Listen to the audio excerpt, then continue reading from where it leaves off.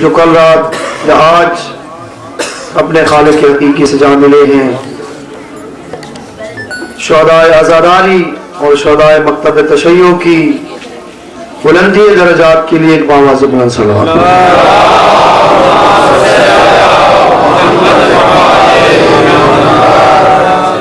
فرش عزا کے حقیقی وارث اور مکتب تشیع کے محافظ امام زمانہ کے ظہور میں تاجیل کے لیے باواز بلند صلوات۔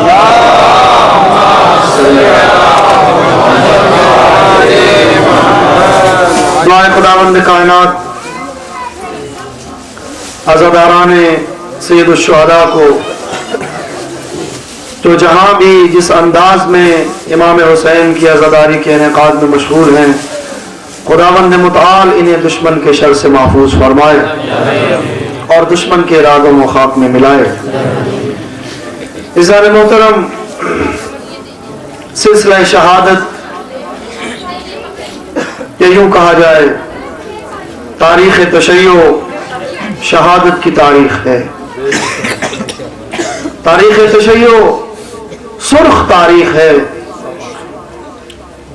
اس مکتب کے پیروکاروں نے ہمیشہ اس مکتب کی محافظت کے لیے اپنی جانوں کے نذرانے پیش کیے، اور ہمارا یہ عقیدہ ہے اور یہ باور ہے اور دنیا بھی جان چکی ہے اس بات کو کہ ان اوچھے ہتھ کنڈوں کے ذریعے اور مومنین کو شہید کرنے کے ذریعے نہ اس مکتب میں پائے جانے والا جو جوش اور ولولہ ہے کہ جس کا اعلان ختمیہ مکتبت نے کیا تھا، ان فی قتل الحسین حرارتا فی قلوب المؤمنین لا تبرد ابدا۔ سید الشہداء کی شہادت کی وجہ سے جو مومنین کے دل میں شوق ہے، جو جوش اور جذبہ ہے، جو ولولہ ہے، یہ قیامت تک ٹھنڈا نہیں ہو سکتا۔ یریدون لیطفئوا نور اللہ بافواہہم واللہ متم نورہ ولو کرہ الکافرون۔ یہ مشرکین اور کفار ہمیشہ سے ان کی یہی کوشش رہی ہے کہ جانوں کو ختم کر کے اس مشن کو ختم کریں، لیکن تاریخ گواہ ہے کہ بہت بڑی بڑی حکومتیں، ان کے سرمایے خرچ کیے گئے مکتب اہل بیت کو ختم کرنے کے لیے، وہ حکومتیں ختم ہو گئیں، وہ سرمایے ختم ہو گئے، رہ گیا ہے تو مشن حسین۔ اور ہمیشہ کے لیے یہ علم حضرت عباس سر بلند رہے۔ عزیزان محترم،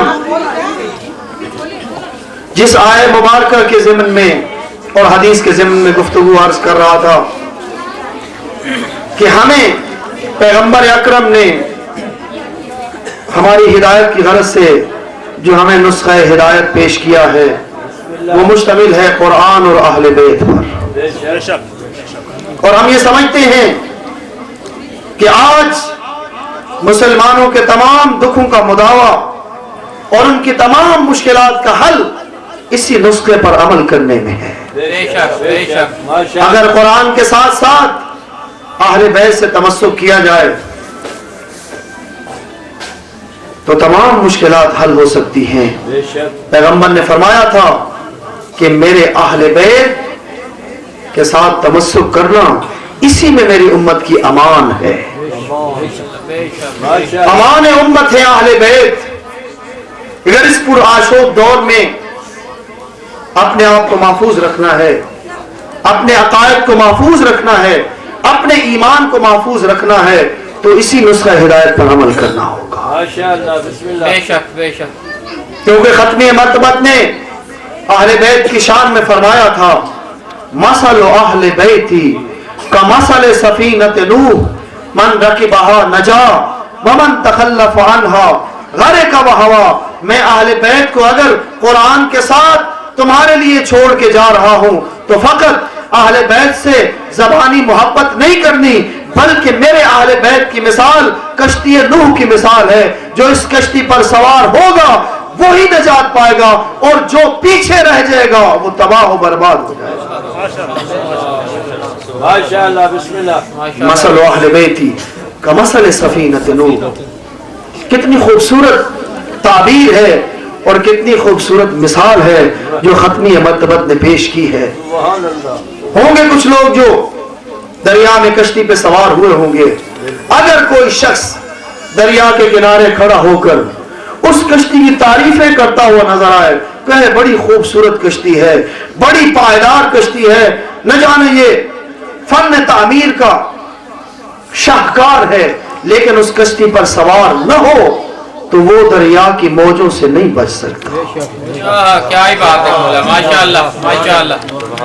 اگر دریا کی موجوں سے بچنا ہے تو کشتی پہ سوار ہونا ہوگا، اور کشتی پہ سوار ہونے کا مطلب یہی ہے کہ جس کی طرف پیغمبر اکرم اشارہ فرما رہے ہیں کہ میرے اہل بیت کی مثال کشتی نوح کی مثال ہے، یعنی اگر کوئی شخص کشتی پر سوار ہو جائے اور کشتی چل رہی ہو شمال میں تو وہ جنوب میں نہیں جا سکتا، اگر کشتی رکی ہو تو وہ چل نہیں سکتا، اگر کشتی چل رہی ہو تو وہ رک نہیں سکتا۔ اس کا مطلب یہ ہے کہ آؤ میرے اہل بیت کی کشتی پہ سوار ہو جاؤ، یعنی اپنے ارادوں کو اہل بیت کے ارادوں کے تابع بنا دو۔ جس طرح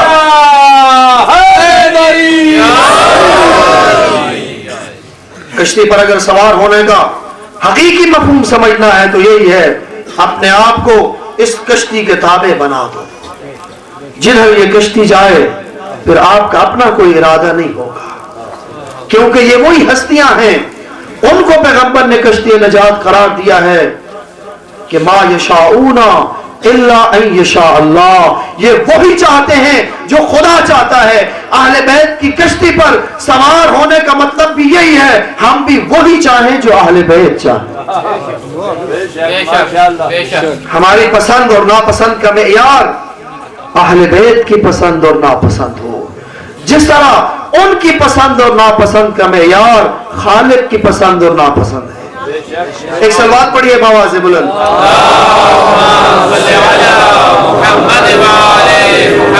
سارے اہل بیت کشتی نجات ہیں اور چراغ ہدایت ہیں، لیکن علماء کی تعبیر کے مطابق یعنی جس کشتی پر سوار ہو جاؤ یہ تمہیں ساحل نجات تک پہنچا سکتی ہے، لیکن ان سفینۃ الحسین اسرا، اگر امام حسین کے سفینے پر سوار ہو گئے تو یہ جلدی تمہیں ساحل نجات تک پہنچا سکتی ہے۔ کیا ہی بات ہے، سبحان اللہ۔ ان سفینۃ الحسین اسرا، امام حسین کی کشتی بہت جلدی تمہیں ساحل نجات تک پہنچا سکتی ہے۔ کتنا وقت لگا اس حور کو نجات پانے میں جو تھوڑی دیر پہلے کہہ رہا تھا میں اپنے آپ کو جنت اور جہنم کے درمیان پا رہا ہوں، اور اب میں نے فیصلہ کر لیا ہے کہ میں جہنم کی طرف نہیں جاؤں گا بلکہ جنت کی طرف جاؤں گا۔ سبحان اللہ سبحان اللہ، جزاک اللہ۔ اور جو صدق کے دل کے ساتھ ان کو وسیلہ بنا کے خالق کی بارگاہ میں آئے، بخدا قسم اتنا مقام و مرتبہ ہے اہل بیت کا خالق کی بارگاہ میں کہ اگر ان کا وسیلہ دے کے خدا کی بارگاہ میں دعا کی جائے تو خدا اس دعا کو رد نہیں کرتا۔ ہاں ضرورت اس امر کی ہے کہ ہم کشتی اہل بیت پہ سوار ہوں، زبانی حد تک ہماری محبت نہ ہو اہل بیت کے ساتھ، بلکہ اپنی منشا اور اپنے ارادوں کو اہل بیت کے ارادوں کے تابع بنائیں۔ ہم وہاں پہ نظر آئیں جہاں پر ہمیں اہل بیت دیکھنا چاہتے ہیں، ہم وہاں پہ نظر نہ آئیں جہاں پہ اہل بیت ہمیں دیکھنا پسند نہیں کرتے۔ آئیں، دن بہت کم رہ گئے ہیں امام حسین کے مقاصد کو بیان کرنے کے لیے اور امام حسین کے غم میں آنسو بہانے کے لیے۔ آج 8 محرم کی رات ہے، 2 راتیں مزید رہ گئی ہیں، کتنا جلدی سے امام حسین کا محرم گزر گیا۔ لیکن اگر امام حسین کے مقصد کو سمجھنا ہو، تحریک کربلا کے مقاصد کو سمجھنا ہو تو پہلے خود حسین کو سمجھنا ہوگا۔ وہ کون امام حسین؟ عزاداران محترم، دنیا فضیلت میں दो तरह की फजीलतें पाई जाती हैं। एक फजाइल नस्बी फजाइल कहलाते हैं और दूसरा हस्बी फजाइल कहलाते हैं। नस्बी फजाइल यानी किसी जात में पाए जाने वाले ऐसे फजाइल जो किसी और जात के साथ मंसूब होने की वजह से उसमें आते हैं। और हस्बी फजाइल यानी उस जात में ऐसा जौहर पाया जाता है कि जिसकी बुनियाद पर उसे फजीलत दी जाती है। अगर आप इमाम हुसैन के फजाइल को देखना चाहें और मुशाहिदा करना चाहें तो आए फकत इमाम हुसैन के नस्बी फजाइल का मुलाहजा करें। अगर आपकी तवज्जो मेरे साथ हो तो सैयद शुहरा की अज़मत का जुमला अर्ज करूं। इमाम हुसैन को खुदावंद मुताल ने नस्बी फजाइल में ऐसे फजाइल अदा किए हैं कि जो इसके अलावा किसी और को अता नहीं किए। नस्बी एतबार से, नस्बी फजीलत के एतबार से इमाम हुसैन को खालिक कायनात ने इतनी रिफ़अत अता की है, इतनी बुलंदी अता की है, क्या किसी और को हत्ता ये फजीलत खुद अली मुर्तजा को भी हासिल नहीं है, खुद पैगंबर अकरम को भी हासिल नहीं है। लेकिन ज़हनों में कभी ये शुबा ना आए कि मेरा मकसद ये है कि इमाम हुसैन अमीरुल मोमिनीन से अफजल है। ना, इन्ना अल हसन वल हुसैन सैयदा शबाब अहलिल जन्ना व अबूहुमा खैरुम मिनहुमा। हसन और हुसैन जवानान जन्नत के सरदार हैं और उनके वालिद उनसे भी अफजल हैं। और उनसे अफजल हस्ती खुद पैगंबर अकरम की जात है कि जिसकी बारगाह में अमीरुल मोमिनीन भी ये कहते हुए नजर आते हैं, अना अब्दुम मिन अबीद मोहम्मद, मैं भी मोहम्मद के गुलामों में से एक गुलाम हूं। कतन ये कहना मकसूद नहीं है, लेकिन नस्बी फजाइल के एतबार से अर्ज कर रहा हूं। नस्बी एतबार से खुदावंद मुताल ने जो फजीलत इमाम हुसैन को अता की है वो फजीलत किसी और को अता नहीं की। क्या आप नहीं देख रहे कि इमाम हुसैन को खुदावंद मुताल ने बाबा अता किया है अली मुर्तजा जैसा, नाना अता किया है मोहम्मद मुस्तफा जैसा, माँ अता की है फातिमा ज़हरा जैसी।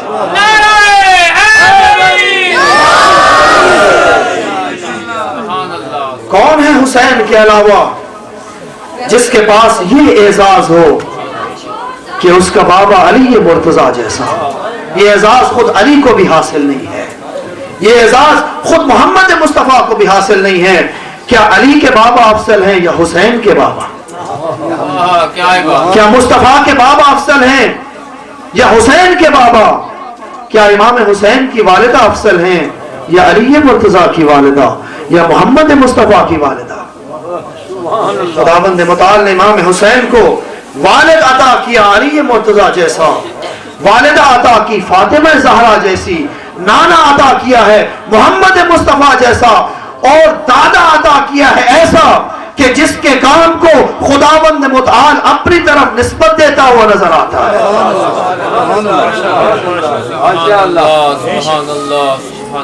और नानी अता की है ऐसी कि जिसके माल से इस्लाम की तरवीज हुई।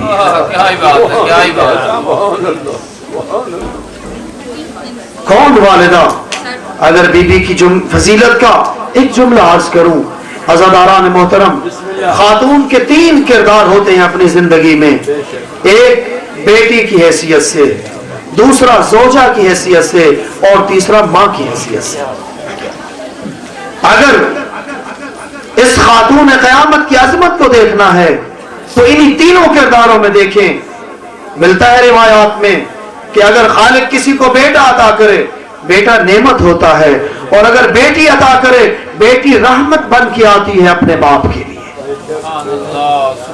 बेटा नेमत है और बेटी रहमत है अपने वालिद के लिए।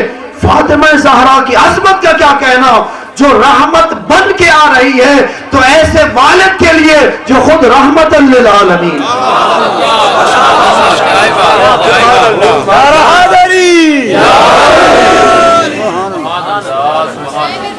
जो रहमत बन के आ रही है रहमतन लिल आलमीन की। ज़ौजा की हैसियत से अगर बीवी की अज़मत को देखना है, रिवायत में है कि अगर इंसान शादी कर ले تو اس کا آدھا دین آدھا ایمان محفوظ ہو جاتا ہے. کیا ہی بات ہے، کیا ہی بات ہے، کیا ہی بات ہے. فَلْيَتَّقِ اللَّهَ فِي النِّصْفِ الْآخَرِ، دوسرے آدھے حصے میں تقوی الہی کو اختیار کرے، وہ آدھا حصہ بھی محفوظ ہو جائے گا.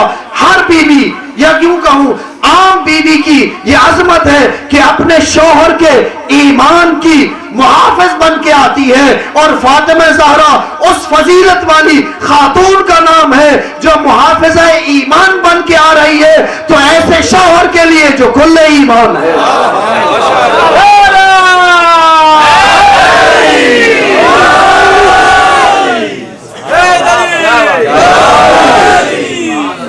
ماں کی حیثیت سے اگر دیکھیں بی بی کی کیا عظمت ہے. الجنت تحت اقدام الامہات، ماں کی خدمت کرو کیونکہ ماں کی بڑی قربانیاں ہیں، اور ماں کے قدموں نے خالق کائنات نے جنت کو رکھا ہے. ماں کی خدمت کے ذریعے انسان جنت تک پہنچتا ہے. یہ عام ماں کا اعزاز ہے کہ اس کے قدموں کے نیچے اس کے بیٹوں کی جنت ہے. یہ فاطمہ زہرا کا اکیلا امتیاز ہے کہ خالق کائنات نے اس کے قدموں کے نیچے جنت رکھی ہے. تو ایسے بیٹوں کی جو خود جوانان جنت کے سردار.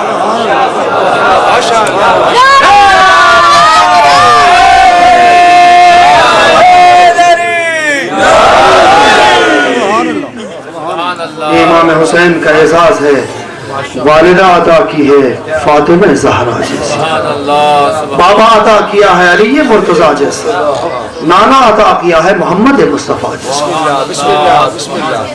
تبھی تو کہتے ہیں ان سفینۃ الحسین اسرا، سارے اہل بیت کشتی نجات ہیں لیکن حسین کا سفینہ جلدی کنارے تک پہنچا. ان سفینۃ الحسین اسرا، ضرورت اس امر کی ہے کہ آئیں امام حسین کو پہچانیں، امام حسین کے قیام کے مقاصد کو پہچانیں.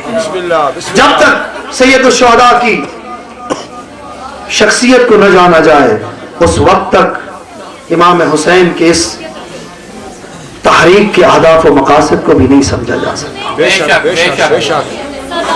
ہم امام حسین کو ان الفاظ کے ساتھ خراج عقیدت پیش کرتے ہیں. اشہد انک کنت نورا فی الاسلاب الشامخہ والارحام المطہرہ، یعنی اے حسین تو ایک نور تھا. کب سے تھا یہ نور؟ کب سے تھا یہ نور؟ اس کی کیا تاریخ ہے؟ کب سے یہ نورانی سلسلہ چلا ہے؟ خالق کائنات نے ارادہ کیا جب کوئی چیز نہیں تھی، تکلم بکلمۃ فخلق منہا نورا، ایک تکلم کیا خداوند متعال نے اور نور کو خلق کیا. ثم تکلم بکلمۃ فخلق منہا الروح، پھر روح کو خلق کیا. ثم مزج النور بالروح، پھر اس نور کو روح کے ساتھ مرکب کیا. ثم خلق محمد وآل محمد، اس کے بعد انوار طیبہ محمد مصطفیٰ اور علی اور اولاد علی کو خلق کیا. جب حضرت آدم کا پتلا بنایا گیا، جب حضرت آدم کی پیشانی میں پنجتن پاک کا نور سجایا گیا، پھر فرشتوں کو حکم ہوا کہ آدم کو سجدہ کرو. حضرت آدم کو سجدہ کیا گیا. کنہوں نے سجدہ کیا؟ نوریوں نے سجدہ کیا. کس کو؟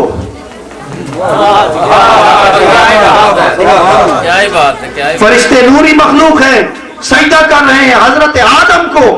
خدا نے کہا تھا کہ میں انسان کو خلیفہ بنا رہا ہوں اس دنیا میں. اعتراض کرنے والوں نے کہا یا یوں کہیے انہیں خدا کی یہ حکمت سمجھ نہ آئی. کہا تو ایسے شخص کو خلیفہ بنائے گا میں یفسدو ویفسد الدماء، جو خون ریزی کرے گا، جو زمین میں فساد پھیلائے گا. خداوند متعال نے کہا نہیں، مجھے جو چیز کا علم ہے وہ تمہیں نہیں ہے. یعنی میں انسان میں ایسا نور دیکھ رہا ہوں، ایسا جوہر دیکھ رہا ہوں کہ جو تم نہیں دیکھ رہے. میٹیریل مراد نہیں ہے. معیار اگر میٹیریل ہوتا، مواد خام اور میٹیریل اگر معیار اور ملاک ہوتا تو پھر خاکی نوری کو سجدہ کرتے. نوری خاکی کو سجدہ کر رہے ہیں. ہے کچھ اور حضرت انسان میں جو خالق کائنات جانتا ہے کہ جو دوسرے نہیں جانتے. حکمت خداوندی ہے انسان میں. خداوند متعال نے وہ جوہر رکھا ہے کہ جس سے آشنا نہیں ہے لوگ. اسی لیے تو خداوند متعال نے حضرت انسان کو زمین پر خلیفہ بنایا ہے. اور اس کے بعد یہ نور کا سلسلہ اشہد انک کنت نورا فی الاصلاب الشامخہ والارحام المطہرہ لم تنجسک الجاہلیت بانجاسها ولم تلبسک من مطلہمات ثیابها. ایک نور تھا جسے حضرت آدم کی پشت میں رکھا گیا, جو پاک سلموں کا سفر کرتا رہا, جو مطہر بطون کا سفر کرتا رہا. کتنا سفر کیا, یہاں تک کہ یہ نور پہنچتا ہے حضرت عبد المطلب تک. جب یہ نور حضرت عبد المطلب تک پہنچا تو اس نور کو 2 حصوں میں تقسیم کیا گیا. ایک نور حضرت عبداللہ کو ملا جو حضرت مصطفیٰ کی صورت میں سامنے آیا, اور اس نور کا ایک حصہ ابو طالب کو ملا جو علی مرتضیٰ بن کے سامنے آیا.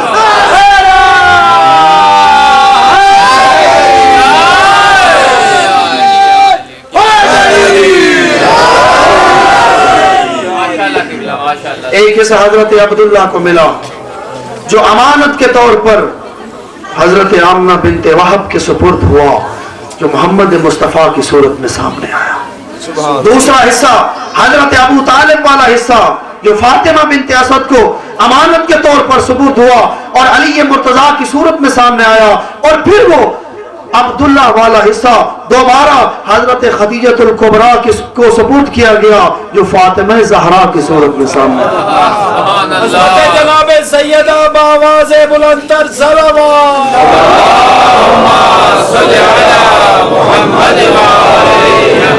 ایک طرف حضرت عبداللہ والا حصہ, دوسری طرف حضرت ابو طالب والا حصہ, یا یوں کہوں ایک طرف حضرت فاطمہ زہرا, ایک طرف علی مرتضیٰ, یا یوں کہوں ایک طرف فاطمہ زہرا شرم و حیا کا سمندر, دوسری طرف علی مرتضیٰ جود و سخا کا سمندر. خالق کائنات نے قرآن میں آواز دی مرج البحرین یلتقیان بینہما برزخ لا یبغیان یخرج منہما اللؤلؤ والمرجان.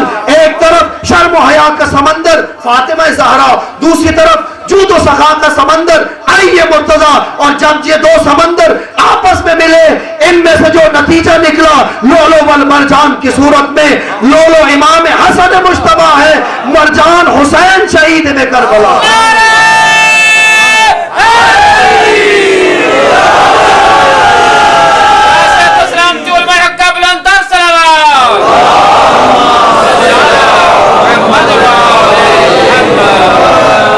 یخرج منہم اللؤلؤ والمرجان. وہ حسین کہ جس کی عظمتیں پیغمبر اکرم اپنی ذاتی حیثیت سے بیان نہیں کرتے تھے. اس آیہ مبارکہ میں بھی اگر آپ دقت فرمائیں, ما آتاکم الرسول فخذوا, نہیں کہا محمد جو چیز تمہیں دے اسے لے لو.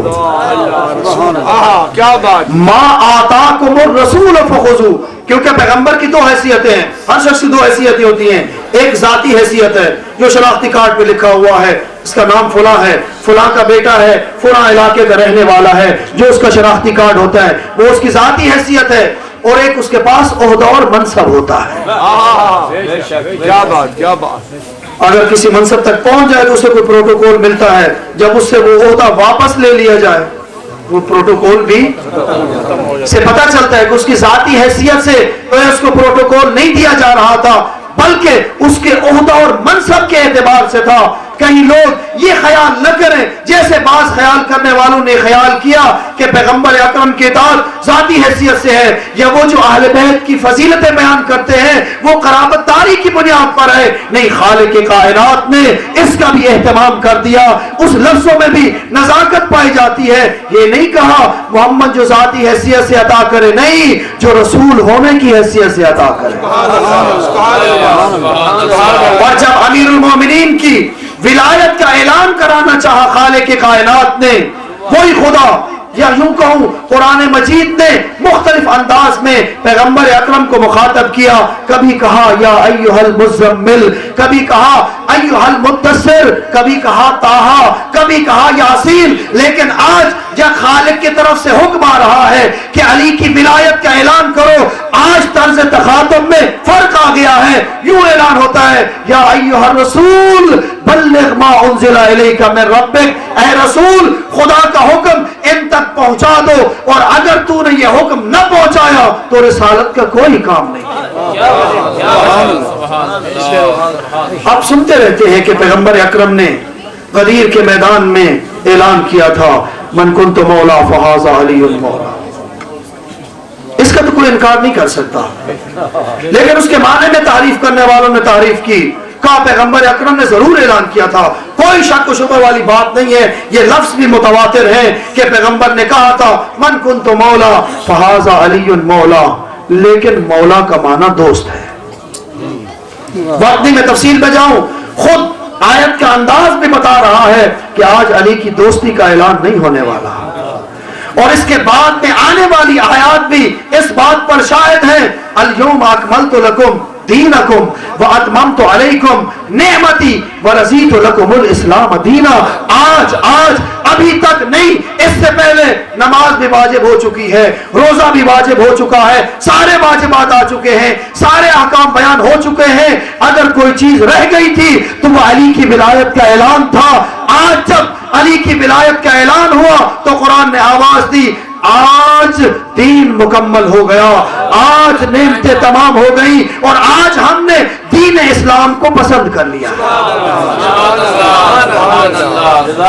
मेरा मकसद ये जुमला अर्ज करना है कि जो लोग इसके माना में तारीफ करते हैं, अगर पैगंबर ने फकत यही जुमला कहा होता मन कुन्तु मौला फहाज़ा अलीयुल मौला, तो फिर शायद किसी के यहाँ किसी गुंजाइश होती कि वो माने में तारीफ करता और कहता पैगंबर अली की दोस्ती का ऐलान कर रहे हैं। लेकिन अज़ीज़ान मोहतरम, क्योंकि इसका सियाक व सबाक बयान नहीं किया जाता, वो मैं अर्ज करना चाहता हूँ कि पैगंबर अकरम की दूर रस निगाहें देख रही थी मुस्तकबल को कि आएंगे लोग अली के फजाइल को कम करने के लिए कोशिश करेंगे, लिहाजा ऐसा एहतमाम किया, ऐसे कराइन नस्ब किए, ऐसे सियाक व सबाक में ये जुमला कहा कि मौला का एक ही माना किया जा सके, दूसरा माना न हो।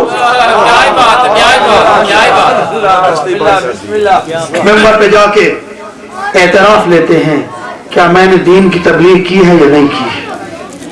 आलू बला हाँ या रसूल अल्लाह, आपने हम तक दीन पहुंचाया है। उसके बाद कहते हैं अलस्तु औला बिकुम मिन अनफुसिकुम, ऐ लोगों क्या मुझे तुम्हारी जानों पर खुद तुमसे ज्यादा तसर्रुफ का हक है या नहीं। यही माना है ना विलायत का। हम अहले बैत को वली मानते हैं, यानी उन्हें हमारी जानों पर हमसे भी ज्यादा तसर्रुफ का हक हासिल है। अलस्तु औला बिकुम मिन अनफुसिकुम, कहा बला या रसूल अल्लाह, हाँ रसूल खुदा आप हमारी जानों पर हमसे भी ज्यादा हक तसर्रुफ रखते हैं। उसके बाद पैगंबर अकरम ने फकत ये जुमला नहीं कहा, इससे पहले दो जुमले और भी कहते हैं। जब अली का हाथ बुलंद किया फरमाते हैं अल्लाहु मौलाकुम व अना मौलल मुमिनीन मन कुन्तु मौला फहाज़ा अलीयुल मौला। पहले खुदा की विलायत का ऐलान किया, फिर अपनी विलायत का ऐलान किया, फिर अली की विलायत का ऐलान किया। यानी पैगंबर अकरम ये कराइन नस्ब कर रहे हैं कि ऐ लोगों अली की विलायत का माना भी वही है जो मेरी विलायत का माना है, और मेरी विलायत का भी वही माना है जो खुदा की विलायत का माना है।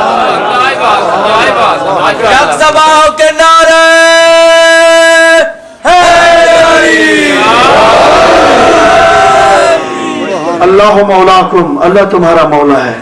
इसका माना क्या यही है अल्लाह तुम्हारा दोस्त है। अना मौलल मुमिनीन, मैं मुमिनीन का दोस्त हूं। नहीं, बता रहे हैं वही माना कि जो खुदा के लिए करोगे वही मेरे लिए करोगे, वही अली इब्ने अबी तालिब की विलायत के लिए करोगे। और उसके बाद भी एहतमाम किया गया, सारे कराइन मौजूद हैं, वक्त नहीं है मैं तफसील में जाऊं। जब ऐलान हुआ उसके बाद खेमा नस्ब किया गया اور وہاں پر امیر المومنین تشریف فرما تھے. ہر شخص آ کے علی کے ہاتھ پہ بیعت کر رہا تھا, اور یہ الفاظ بھی تاریخ میں ثبت ہیں کہ لوگوں نے کہا بخن بخن لکا یبن ابی طالب قد اصبحت مولایا و مولا کل مؤمن و مؤمنۃ. اے علی ابن ابی طالب تمہیں مبارک ہو کہ تم سب مؤمنین کے اور مومنات کے مولا بن گئے. خواتین کے لیے بھی اہتمام کیا گیا. خواتین نے چاہا ہم بھی علی کے ہاتھ پہ بیعت کریں, ہاتھ پہ ہاتھ نہیں رکھ سکتی. حکم ہوا ایک پانی کا تشت رکھا جائے, اس میں ایک طرف امیر المومنین ہاتھ رکھے اور دوسری طرف خواتین کا ہاتھ ہو, اور یہ ان کی بیعت ہو. صلوات پڑھیے بواظب اللہ.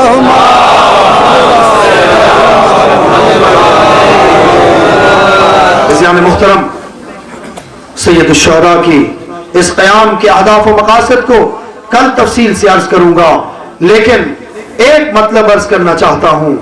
وہی تعبیر کہ جو پیغمبر اکرم کی امام حسین کے بارے میں ہے, وہی تعبیر ہمیں نماز کے بارے میں بھی نظر آتی ہے. سبحان اللہ. الصلاۃ قرۃ عینی, نماز میری آنکھوں کی ٹھنڈک ہے. یہی لفظ امام حسین کے بارے میں بھی استعمال کیے. جب امام حسین نے اجازت چاہی کہ کسا کے نیچے آئیں, فرماتے وعلیک السلام یا قرۃ عینی وثمرۃ فؤادی. اے میری آنکھوں کی ٹھنڈک حسین, اے میرے دل کا میوہ حسین, خوش آمدید. بسم اللہ بسم اللہ. کتنا حسین امتزاج ہے, یا کہو کتنا گہرا تعلق ہے حسین اور نماز میں. وہی لفظ کہ جو رسول خدا نماز کے بارے میں استعمال کر رہے ہیں, وہی حسین کے بارے میں استعمال کر رہے ہیں. بعض اوقات مقایسہ شروع کر دیا جاتا ہے نماز اور حسین میں, نماز افضل ہے یا امام حسین افضل ہیں. یہ مقایسہ ہی غلط ہے. اختلاف ہوتا ہے تب مقایسہ ہوتا ہے, کچھ دو چیزیں ہوں تب مقایسہ کیا جائے. حسین اور نماز میں کوئی اختلاف نہیں. حسین اور نماز میں کوئی اختلاف نہیں, مسجد اور امام بارگاہ میں کوئی اختلاف نہیں, اور نہ ہونا چاہیے. بلکہ میں کہا کرتا ہوں حقیقی امام بارگاہ وہی ہے کہ جہاں سے نماز کی اہمیت کا درس ملے, اور حقیقی مسجد وہی ہے کہ جہاں سے عزاداری کی اہمیت کا درس ملے. اگر آپ آئیں امام بارگاہ میں اور آپ کے دل میں نماز کی اہمیت کم ہو جائے تو سمجھ لو یہ وہ عزاداری نہیں ہے جس کے لیے حسین نے قربانی دی ہے. اور تو آئے مسجد میں اس انداز میں تو نماز ادا کرے کہ تیرے دل میں عزاداری کی اہمیت کم ہو جائے, سمجھ لے یہ وہ نماز نہیں ہے جو دروازے اہل بیت سے ملی. مسجد امام بارگاہ کی طرف بلاتی ہوئی نظر آئے, امام بارگاہ مسجد کی طرف بلاتا ہوا نظر آئے, امام بارگاہ سے نماز کی اہمیت کا درس ملے, عزا خانے سے نماز کی اہمیت کا درس ملے. بہت خوب بہت خوب, جزاک اللہ. کربلا میں دیکھیں وہ وقت کہ جب اس آیہ مبارکہ کی حقیقی تفسیر سامنے آ چکی تھی. وَمِنَ الْمُؤْمِنِينَ رِجَالٌ صَدَقُوا مَا عَاهَدُوا اللَّهَ عَلَيْهِ مِنْهُمْ مَنْ قَضَى نَحْبًا وَمِنْهُمْ مَنْ يَنْتَظِرُ وَمَا بَدَّلُوا تَبْدِيلًا. وہ وقت تھا میدان کربلا میں کہ جب کچھ لوگ شہید ہو چکے تھے اور کچھ شہادت کے لیے کمر بستہ کھڑے تھے, اور اس آیت کی تفسیر سامنے آ چکی تھی. مومنین میں سے لوگ ایسے ہیں کہ جنہوں نے خدا کے ساتھ کیا ہوا وعدہ پورا کر دیا, اور کچھ اپنا وعدہ وفا کرنے کے لیے تیار کھڑے. کچھ شہید ہو چکے ہیں اور کچھ کمر بستہ شہادت کے لیے تیار کھڑے ہیں. جب اسی اثنا میں افق کربلا پر نماز ظہر کا وقت ہوتا ہے تو ایک سچا حسینی, ایک حقیقی عزادار امام کی خدمت میں آ کے کہتا ہے یا رسول اللہ ہماری زندگی کی آخری خواہش یہ ہے, کیونکہ رات کو امام حسین نے جنت میں ان کے مقامات دکھائے تھے اور بشارت دی تھی, کہا ہمیں یقین ہے آج ہماری زندگی کا آخری دن ہے, لیکن آخری خواہش یہ ہے کہ اپنی زندگی کی آخری نماز آپ کی اقتداء میں ادا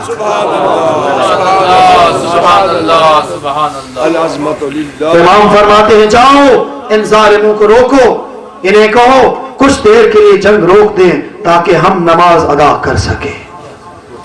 یزیدیوں نے نماز کا وقفہ نہ دیا. یہی تو ہمیں کربلا کا درس ملتا ہے کہ جتنا مشکل سے مشکل وقت ہو نماز کا وقفہ نکالنا حسینی سنت ہے, اور جو اس کی راہ میں آڑے آ جائے سلامت رہے. جب ابو سمامہ سیداوی نے امام کو کہا نماز ظہر کا وقت ہے, امام نے دعا دی جعلک اللہ من المصلین, خدا تیرا شمار نمازیوں میں کرے, تو نے مشکل وقت میں نماز کو یاد رکھا ہے. اب کربلا کے میدان میں آخری نماز کا نظارہ کریں, ذرا تصورات کی دنیا میں جائیں. کربلا کے میدان میں کتنے لوگ تو پہلے ہی حملے میں شہید ہو چکے تھے, ایک مختصر سی جماعت ہے جو سید الشہداء کے پیچھے نماز ادا کر رہے ہیں. اور سنیں گے حضرت سعید بن عبداللہ حنفی اور زہیر ابن قین آگے کھڑے ہوتے ہیں, جگر سے تیر آتا ہے اپنے سینے پہ لیتے ہیں. ایک تیر انسان کو ختم کرنے کے لیے کافی ہوتا ہے, لیکن میں عرض کرتا ہوں اے محافظ نماز, خالق کائنات نے تمہیں کتنی ہمت عطا کی تھی. اس وقت تک سعید زمین پر نہیں گرے جب تک حسین نے نماز کا آخری سلام نہیں کہا. ادھر سے امام نے نماز کا آخری سلام دیا, ادھر سے سعید لڑکھڑا کے کربلا کی زمین پہ گرا. امام آتے ہیں اس کے سرانے, نماز کی اہمیت کا درس سنو. امام اس کے سرانے آتے ہیں, میں کہوں گا یہ حقیقی عزادار ہے, یہ حقیقی حسینی ہے, یہ حقیقی نمازی ہے. سنیں گے جب اس نے آنکھ کھولی, چہرہ وجہ اللہ پہ جب نہ آنکھ کی نظر پڑی, آخری حدیث امام کی اس نے سنی ہے. اس سے پہلے ایک لفظ بھی کہا, کہتے حل وفیت ابن رسول اللہ, اے فرزند رسول کیا میں نے وفا کا حق ادا کر دیا ہے. سنیں گے امام نے کیا کہا. اگر یہ جملہ یاد رکھیں تو نماز کی اہمیت کے لیے کافی ہے. کون حسین یہ جملہ فرما رہا ہے؟ جوانان جنت کا سردار حسین. کہتے جب قیامت کا دن ہوگا اور مجھے جنت میں جانے کا حکم ہوگا, انت امامی فی الجنہ, تو جنت میں میرے آگے آگے ہوگا. کوئی یہ نہ سوچے کیسے سعید آگے ہے, سعید غلام کی حیثیت سے آگے ہے, سعید محافظ نماز کی حیثیت سے آگے ہے. اگر ابھی تک بھی نماز کی اہمیت روشن نہ ہوئی ہو تو آؤ حسین کی وہ آخری وصیتیں سنو جو زینب کبریٰ کو کر رہے ہیں. ان وصیتوں میں سے ایک وصیت یہ تھی, یا اختہ لا تنسینی فی صلاۃ اللیل, اے بہن زینب جب نماز تہجد پڑھنا حسین کو فراموش نہ کرنا. اور نہر فرات کے کنارے حضرت مسلم کے بیٹوں کو دیکھو کہ جب ان کی شہادت کا وقت آتا ہے کوئی اور خواہش نہیں کرتے, فقط ایک خواہش کرتے ہیں, کہتے اگر ہمیں قتل کرنا ہی ہے تو کچھ فرصت دو ہم نماز ادا کر سکیں. نماز کی بڑی اہمیت ہے کربلا کے مکتب میں. وہ نماز کہ جس کے لیے امام حسین نے اپنا وہ بیٹا قربان کیا جو فقط صورت میں محمد کی شبیہ نہیں تھا, سیرت میں بھی محمد کی شبیہ تھا.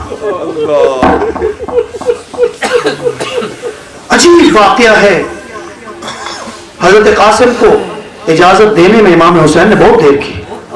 جعل الغلام یقبل یدیہ ویجلہ, حضرت قاسم چچا کے ہاتھ پاؤں چومتے تھے, منت سماجت کرتے تھے مجھے اجازت دو.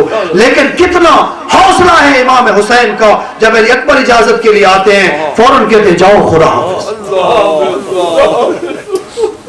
پوری ذمہ داری کے ساتھ ایک ایک لفظ مقتل کا عرض کر رہا ہوں. امام حسین کہتے ہیں جاؤ ذرا خیام سے ودا کر لو, خدا حافظ.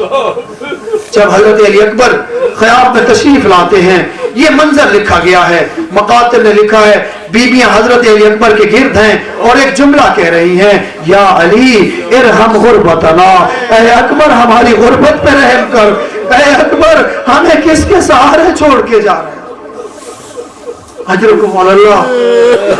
عزادارو امام حسین نے اکبر کو اجازت دینے میں تو دیر نہ کی, لیکن کیا امام حسین کے پہلو میں باپ کا دل نہ تھا؟ کیا امام حسین کو اکبر کے ساتھ محبت نہ تھی؟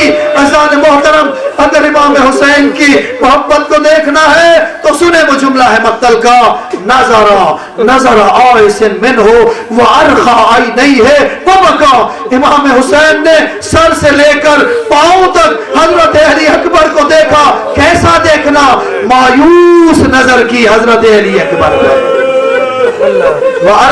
नहीं वो बका, इमाम की आंखों में आंसू हो गए और इमाम ने रोना शुरू किया। यानी इमाम को यकीन हो गया था अब अकबर वापस ना आएगा। उसके बाद सुनेंगे उधर अकबर मैदान की तरफ गए, उधर हुसैन की क्या हालत है, अपनी रीश मुबारक को अपने हाथ में लिया, हाथ भी आसमान की तरफ है, रीश मुबारक भी आसमान की तरफ है। ये जुमले कह रहे हैं अल्लाहुम्मा शहद अला हाउलाइल कौम फक़द बरज़ा इलैहिम गुलामुन अशबहुन नास खल्क़न व खुल्क़न व मंतक़न बिरसूलिक। ऐ खुदा गवाह रहना, अब मैं ऐसे जवान को भेज रहा हूँ जो सूरत में भी मेरे नाना की शबी है, जो सीरत में भी मेरे नाना की शबी है। उसके बाद फरमाते हैं कुन्ना इज़श्तक़ना इला ज़ियारत नबिय्यिना नज़रना इला अली। जब हमें नाना की ज़ियारत का शौक होता था तो हम अकबर के चेहरे की ज़ियारत करके नाना की ज़ियारत का सवाब हासिल करते थे। अजरुकुम अल्लाह। आज़ादार हज़रत अली अकबर आते हैं मैदान में, 120 नारियों को वासिल जहन्नम किया, लेकिन प्यास का गलबा है। प्यासा शेर एक दफा घोड़े को फेरता है ख़याम की तरफ और बाबा की खिदमत में आके अर्ज करता है या अबता अल अतशु कद कतलनी व सिक़लुल हदीद अजहदनी हल इला शुरबतिन मिनल माहि सबील। बाबा जान, मुझे प्यास ने खत्म कर दिया, मुझे असलहा की गर्मी ने कमजोर कर दिया, क्या एक घूंट पानी मिल सकता है? हाय हुसैन की गुर्बत, बेटे का आखिरी वक्त है, एक घूंट पानी का तकाजा कर रहा है, लेकिन हुसैन अकबर को पानी नहीं दे सकते। लेकिन अकबर को क्या कहे? कहते हाथ लिसाना का, ऐ अकबर आओ अपनी जबान मेरे मुंह में रख दो, शायद तसल्ली हो जाए।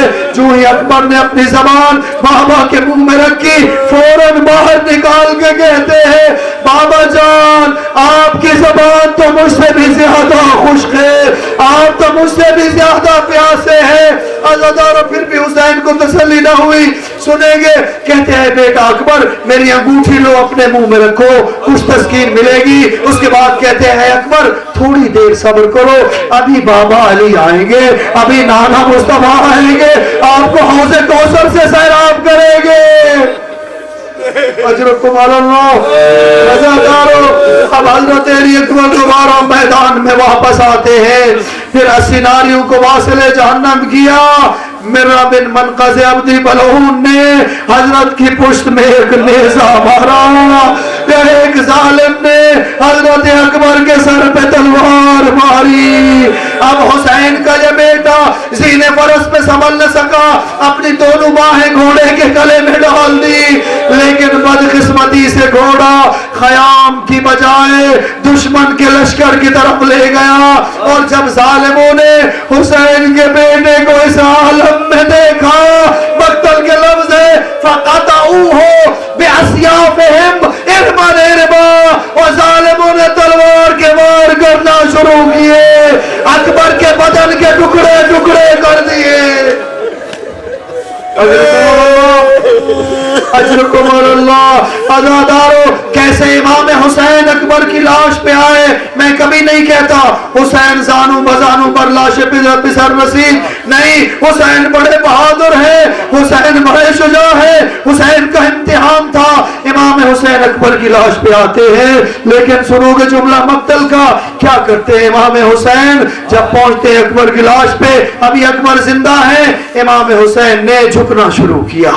इमाम झुकते गए, इतने झुके फवाज़ा खद्दहु अला खद्दे, अपना रुखसार अकबर के रुखसार पे रख दिया और फरमाते क़तलल्लाहु क़ौमन क़तलूक। ऐ अकबर, खुदा कत्ल करे उस कौम को और जिसने तुझे कत्ल किया।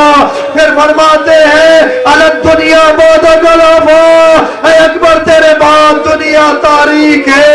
अज़ादारों, इसके बाद میں یوں عرض کروں امام حسین نے اکبر کی لاش پہ ایک بین کیا. امام حسین نے کون سا بین کیا؟ جب اکبر کی لاش سامنے ہے امام حسین فرماتے ہیں یا بنیا لقد استرحت من ہم الدنیا وغمها وبقي ابوك وحيدا فريدا. اے اکبر تو اس دنیا سے چلا گیا, تو دکھوں سے نجات پا گیا, اور تیرا بابا دشمن کے نرغے میں اکیلا رہ گیا, تیرا بابا اکیلا رہ گیا. اجرکم اللہ. حضرت شیخ جعفر ششتری کہتے ہیں جب حسین اکبر کے سرحا میں بیٹھے ہوئے تھے اکبر کے منہ میں خون تھا. امام حسین نے چاہا شاید اکبر کوئی آخری کلام مجھ سے کرنا چاہے, فوراً امام حسین نے اکبر کے منہ سے خون کو صاف کیا. لیکن ہائے حسین کی غربت, حسین کی یہ تمنا بھی پوری نہ ہو سکی. فشہق شہقۃ فمات, اکبر نے ایک ہچکی لی اور اکبر کی روح پرواز کر گئی. اکبر بابا سے آخری کلام نہ کر سکا. اس کے بعد لحوف میں سید ابن طاووس نے جملہ لکھا ہے اور اس میں کوئی منافات نہیں ہے. دیکھتے ہیں اکبر کی لاش پہ امام حسین کے پہنچنے سے پہلے امام حسین دیکھتے ہیں کہ کوئی خاتون ہے جو اکبر کی لاش پہ آئی ہوئی ہے. آزادارو یہاں پہ پیام حزبی لکھتے ہیں کیا وجہ تھی حضرت زینب آئی ہے, کہتے لاشا ہے برابر کو اٹھایا نہ جائے گا. بی بی کہتے شاید میرے بھائیا صبر نہ کر سکے اپنے بھائی کی مدد کے لیے زینب کبریٰ پہلے پہنچ گئی. لیکن امام نے کہا زینب کبریٰ کو خیام میں پہنچاؤ. آزادارو اس کے بعد حکم دیا احملوا اخاکم من الفسطاط, اپنے بھائی کو اٹھا کے خیام کی طرف لے جاؤ. جب اکبر کا لاشا خیام میں آیا اب بیویوں نے وہی جملے کہے تھے جو کہا تھا ارحم غربتنا. آزادارو وہی جملے بیویاں کہہ رہی ہیں وعلیہ و محمدہ و حسینہ. وہاں پر حضرت سکینہ بڑی بےتابی کر رہی ہے. حضرت امام حسین نے چاہا بیٹی سکینہ کو تسلی دے. حضرت امام حسین کہتے بیٹا صبر کرو, بیٹا صبر کرو. سنیں گے حضرت سکینہ کیا کہتی ہے. فرماتی ہے کیف یصبر من قتل اخوہ وشرد ابوہ, وہ کیسے صبر کرے جس کا اکبر جیسا بھائی مارا گیا اور جس کا بابا دشمن کے نرغے میں اکیلا رہ گیا.